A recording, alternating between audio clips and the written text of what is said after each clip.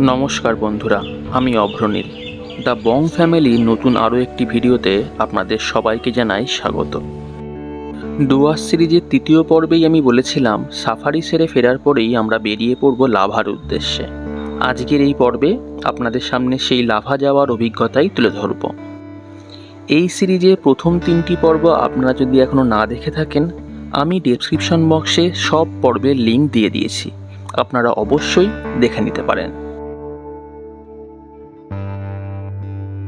সমুদ্রপৃষ্ঠ থেকে প্রায় ৭,২০০ ফিট উচ্চতায় কালিম্পংয়ের একটি ছোট্ট শহর হলো লাভা। আঁকাবাঁকা রাস্তাকে পেছনে ফেলে আমরা এগিয়ে চললাম লাভার দিকে।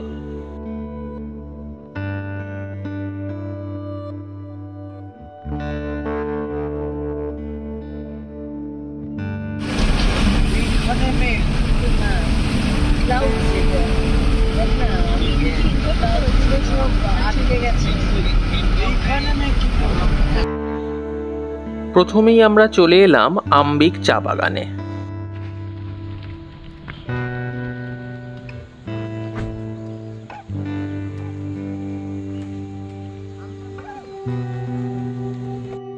সবুজ পাহাড়ের মাঝে চা বাগান, আর তার মাঝ দিয়ে ভেসে যাচ্ছে মেঘ। এই দৃশ্য দেখে মনে হচ্ছিল কোনো এক নৈসর্গিক সৌন্দর্যের মাঝে আমরা দাঁড়িয়ে আছি।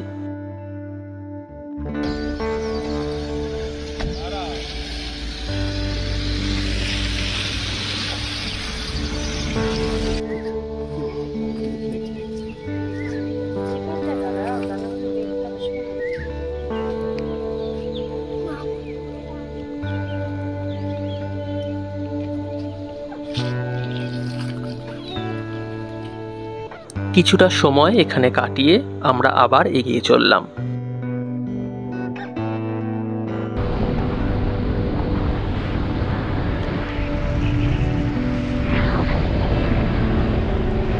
আমরা এসে পৌঁছালাম সমুদ্রপৃষ্ঠ থেকে ৪,০০০ ফিট উচ্চতায় পাপড় খেতিতে।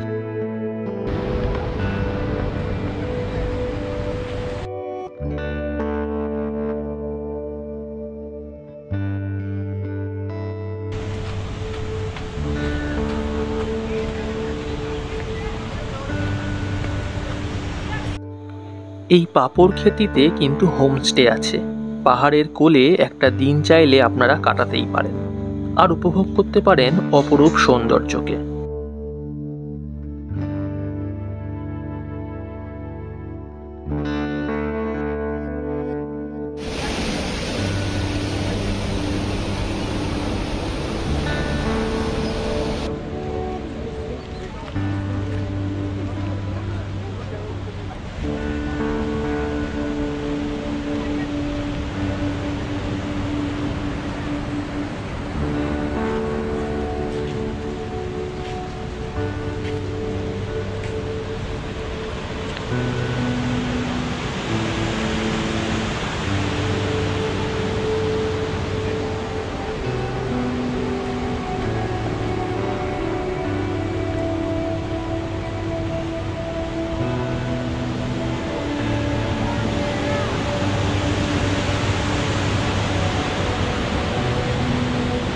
তবে আমাদের হাতে সময় কম, তাই আমরা আর খুব বেশি সময় কাটাতে পারলাম না এখানে।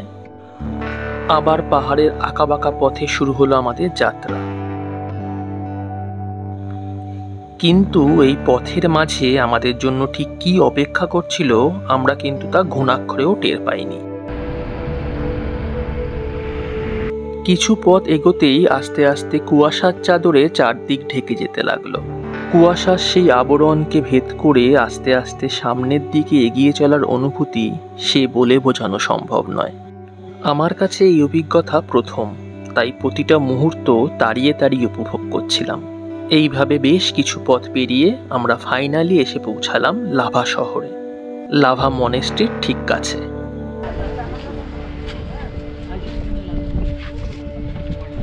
সবাইকে বলছি মন পিওনের ব্যাগের ভেতর, এই যে মন পিওনের ব্যাগের ভেতর কত ঠান্ডা, কি বিউটিফুল ওয়েদার। কি বুঝতে হয়নি এত ঠান্ডা হবে এখানে। 12 ডিগ্রি। কি ঠান্ডা, বিউটিফুল ওয়েদার, বিউটিফুল ওয়েদার। ভালো লাগছে, ভালো লাগছে, কি বলবো।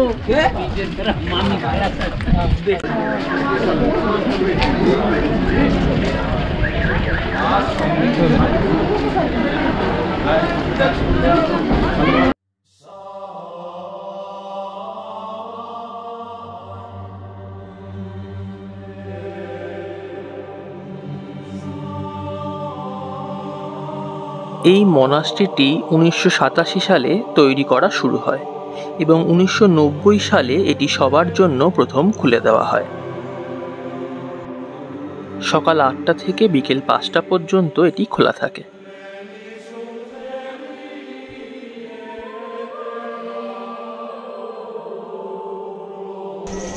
তো আমরা এখন চলে এসেছি লাভার মোনাস্ট্রিতে।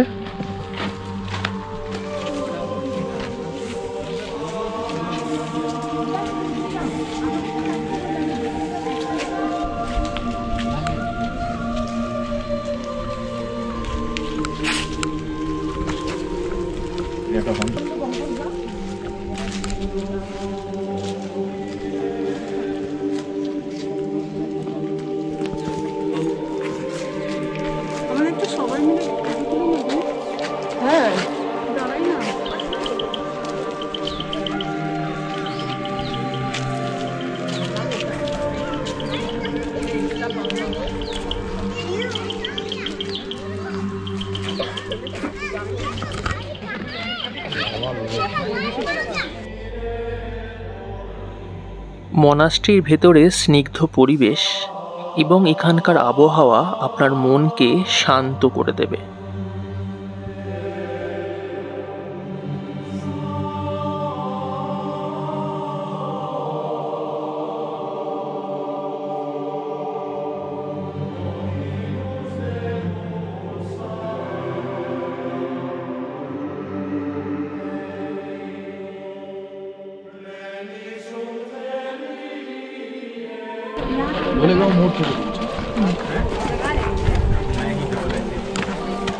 अंदर खाली घूमने के लिए, देखने के लिए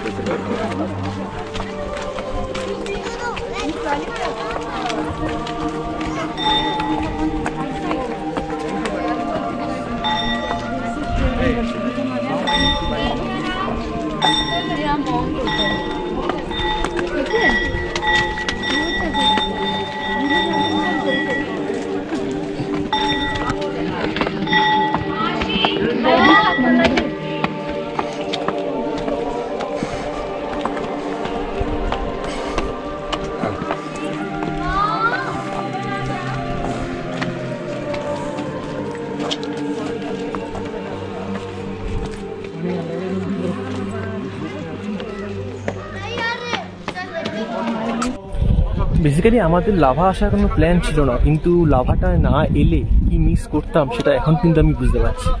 আমাদের বেসিক্যালি আজকে প্ল্যান ছিল শিলিগুড়ি চলে যাওয়ার, কিন্তু বেঙ্গল সাফারি টিকিট না পাওয়ায় আমরা প্ল্যানটা চেঞ্জ করে লাভাতে আজকে এসেছি এবং এখানে এসে এখানকার যে সিনিক বিউটি জাস্ট এনজয় করছি।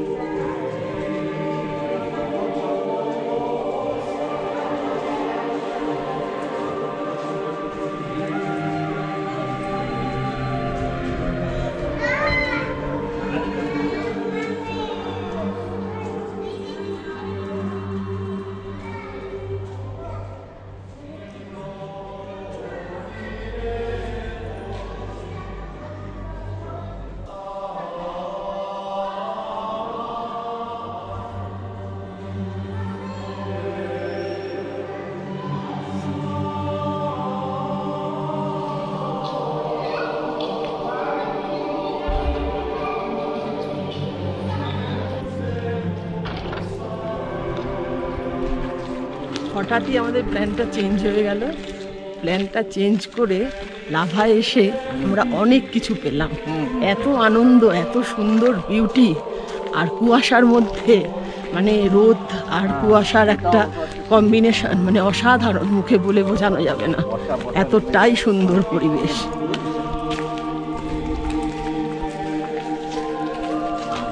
অসাধারণ, এত সুন্দর ওয়েদার আর এত সুন্দর অ্যাম্বায়েন্স, এভরিথিং ইজ ভেরি নাইস। মানে কুয়াশার মধ্যে এই জিনিসটা উপভোগ করা is something different. Excellent, excellent.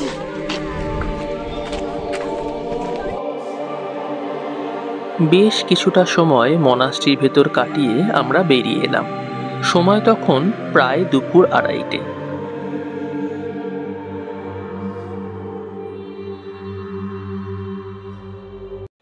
দুপুরের লাঞ্চটা সামনেরই এক রেস্টুরেন্টে সেরে আমরা আবার বেরিয়ে পড়লাম।